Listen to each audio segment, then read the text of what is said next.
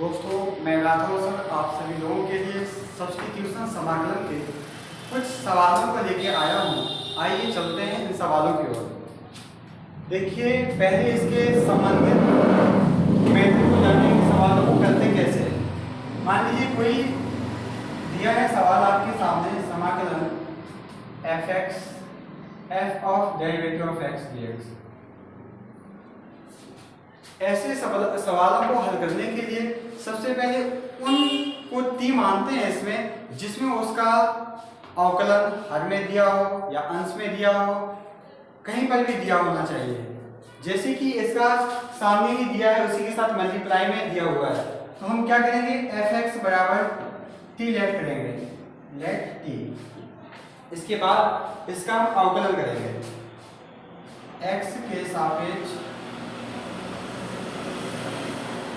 अवकलन करने पर।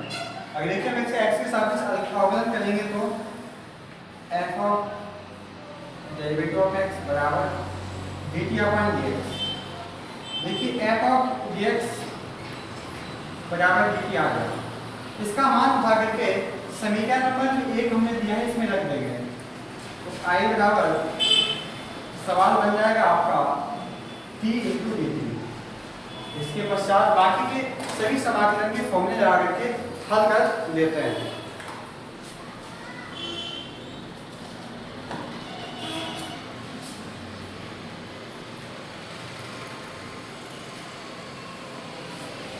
अब देखिए, अब हम आपको समाकलन की स्पेशलिटी का पहला सवाल आपको बताएंगे। I बराबर integration x square upon 1 plus x cube dx। ये सवाल दिया है और आपको इस सवाल को हल करना है। इसको हल करने के लिए सबसे पहले जज करेंगे इसको टी माने, और ऐसे को टी मानेंगे जिसका अवकलन करने पर वह आ जाए। तो देखिए 1 प्लस एक्स क्यूब बराबर टी लेट करेंगे इसको, x के सापेक्ष अवकलन करने पर 1 plus 3 x square dt upon dx।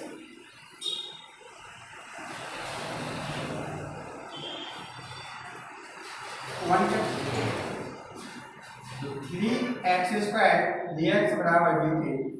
अगर आप एक्स स्क्वायर dx बराबर निकालोगे 1/3 dt। इसका मान समीकरण में लिख लीजिए 1/3 dt अपॉन 1/3। कांस्टेंट को आगे निकाल लीजिए 1/3 dt। आप जानते हैं इसका समाकलन क्या होता है 1/3 का, log t प्लस c। अब t का मान हम वापस कर देंगे, समाकलन करने के पश्चात t का मान वापस कर देंगे, t cube plus c answer.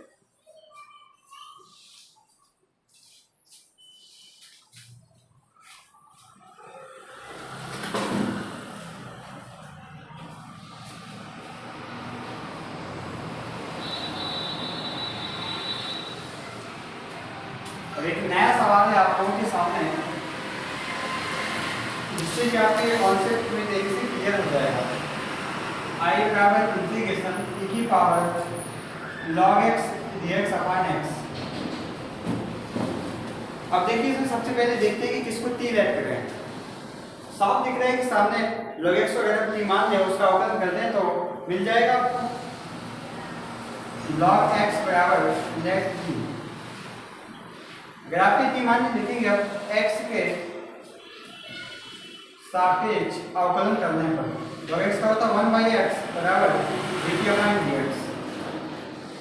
1/x dx बराबर dt। उठा के मान देखिए समीकरण नंबर 1 में रख दीजिए। I बराबर इंटीग्रेशन 1/x dx के स्थान पर देखिए dt रख सकते हैं, e log x को लिख सकते हैं t। अब देखिए सिंपल सा समाकलन हो गया आपका e की पावर x का। आप जानते हो समाकलन होता है e की power x plus c, e की power t plus c, e की पावर t का मान वापस कर देंगे हम log x plus c answer. उत्तर दीजिए।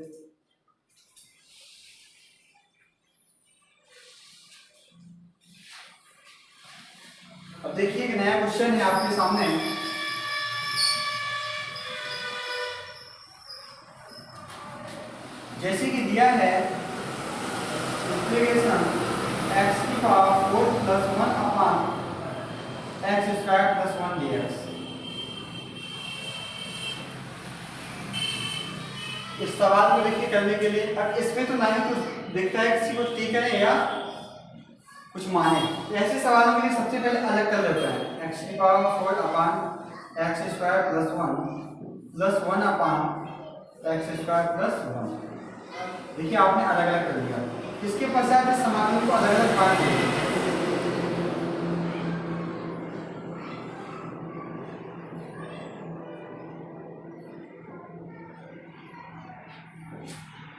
इसके पश्चात आप देखिए इसमें एक जोड़ दीजिए और एक घटा दीजिए, जोड़ दीजिए एक घटा दीजिए। देखिए बन जाएगा आपका x की पावर 4 माइनस 1 बटे x square plus 1 dx plus समाकलन 1 upon x square plus 1 dx plus समाकलन 1 upon x square plus 1 dx। देखिए एक ये लिखा हुआ है, एक ये लिखा हुआ है, टोटल मिलाकर के 2 हो जाएंगे। देखिए सूत्र लग जाएगा आपका, आप जानते हैं क्योंकि ए स्क्वायर माइनस बी स्क्वायर का होता है ए प्लस बी एक्चुअली और ए माइनस बी होता है। देखिए यहाँ पर जाएगा x square minus 1 into x square plus 1 बटे x square plus 1 D x plus 1 अपान, देखिए एक को एक मिलकर के 2 हो जाएंगे, तो 1 अपान 1 plus x square D x. देखिए इससे this cancel, x square minus 1 D x plus 2 integration 1 upon 1 plus x square D x. आप जानते हो कि सिंपल सा समाकलन है, इसको अलग अलग बांट दीजिए। D square minus integration 1 D x plus 2 integration 1 अपान 1 plus x square D x. आपको पता है इसका समाकलन होता है एक्स पावर 3/3 माइनस 1 का होता है एक्स प्लस 2, ये होता है tan inverse x plus c. Answer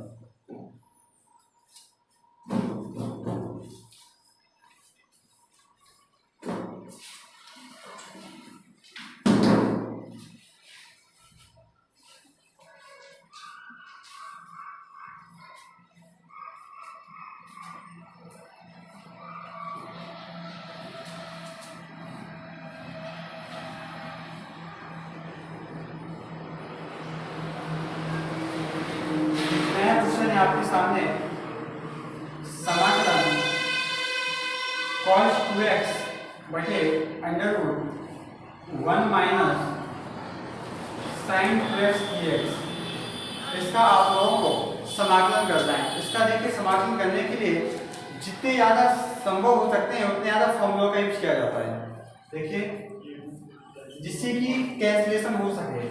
आप जानते हैं इसका cos 2x का फॉर्मूला होता है cos square x minus sin square x dx upon under root. अब देखिए एक्चुअली अगर हम 1 को cos square x plus sin square x लिख देंगे तो देखिए जहाँ आगे जाकर के sin x plus cos x का होल स्क्वायर बन जाएगा। देखिए कैसे 1 को लिख सकते हैं cos square x plus sin square x minus sin क्यू x लिख सकते हैं 2 sin x into cos of x। Integration देखिए ऐसा लगता है इसमें a square minus b square, देखिए लिखा है a square minus b square. देखिए हो जाएगा a plus b a minus b हो जाएगा। देखिए cos x minus sin x cos x plus sin x।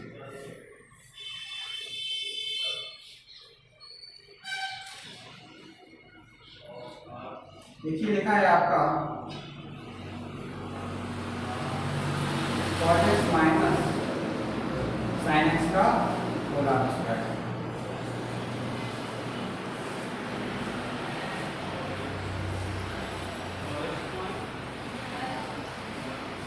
cos x plus sin x upon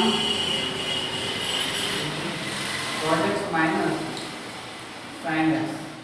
देखिए रूट से ये स्क्वायर कैंसिल हो जाएगा, इससे दिस कैंसिल। अब देखिए आपका सिंपल सा समाकलन हो गया। cos x plus sin x। और इसका अलग अलग बांट दीजिए, cos x dx प्लस समाकलन sin x dx। आप जानते हैं cos x का समाकलन होता है sin x, sin x का समाकलन होता है माइनस का cos x plus c answer. Note कर लीजिए भाई।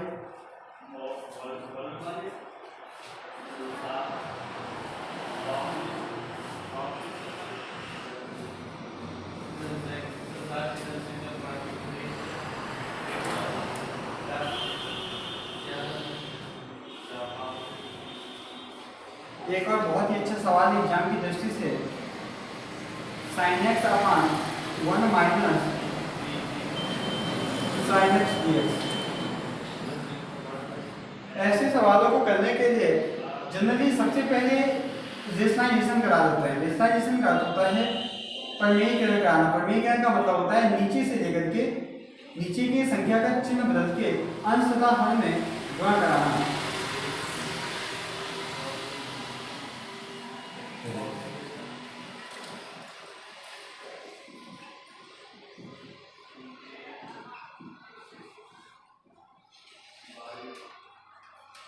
One minus sine square x, हम लिख सकते हैं sine x plus sine square x मुझे क्या बचे, उसको लिख सकते हैं 1 माइनस का कॉस स्क्वायर एक्स dx। अलग अलग बांट दीजिए,